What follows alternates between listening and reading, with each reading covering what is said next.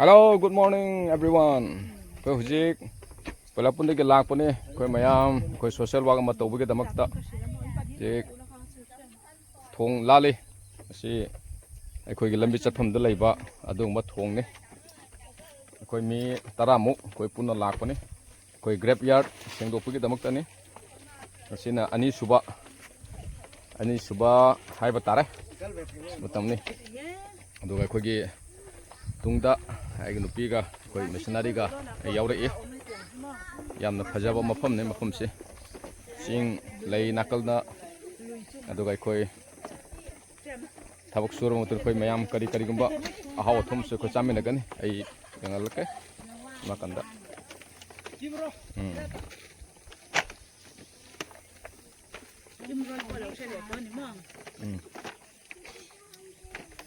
mayam lak na ri koi tim ni se social work to begin asige November ke tang manga 2025 social work to begin ni mayam la e baru ga koi missionary yaure koi sarmak yaure adai sister mercy yaure 2025 November ke tang manga ayukta koi Kolen area hai batare sede koi PAILAPOOL mission field gi graveyard sengdok pagi bang si social work ama koi sil lang mane aside koi sarok nami tara mathoi ni thoi mukna koi punna ngasi ki thabo si sumina bane amna harauna ngasi gi sengdok pagi ba thorom si sathari hojo hi dok pawda sarok na koi mafam si gi khaibok mukte koi sengdok khare mafam si koi gi chingchepta laiba mafam ne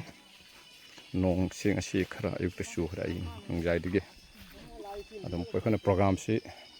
tawne hana lep khabani na akhoi lak pani adana khoi na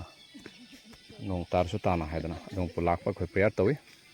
prayer tawba loibaga akhoi thabak si hawbani thaba hawraga ngahak ke matung dati hojiki nong asi lep khare akhoi thabak su bada su yamna nungaire yamna su sadre aduga nusagi misa su laktre kasumda sarmak basi romte boikim aduga thari aduga koi sister mercy aduga nen su yaure vegeta yaure aduga di kim yaure aduga igi mau lasta laire asigi koi mangpham sigi greg asigi maya ida chawrba sim upalam koi hore si aduga koi masi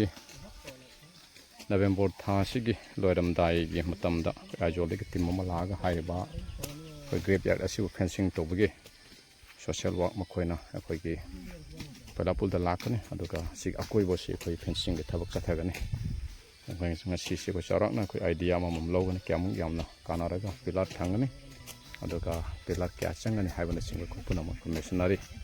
omte gai koi domina gani yengbiriba khuding makpu harau no ai phonduk seri ekho gi damak tasu prathana da lebio sinluk chakhot pa aduga ano ba member sing na harau no pabu thol to bodu yamak pa amade kena thana phajar po oisano mayang gi prathana da lebio thank you sarmak also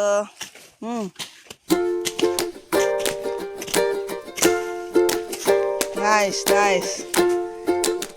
here our sarvasan starting cutting, cleaning, and then Rita is sitting still, waiting for knife. We have sufficient knife, so not sufficient knife.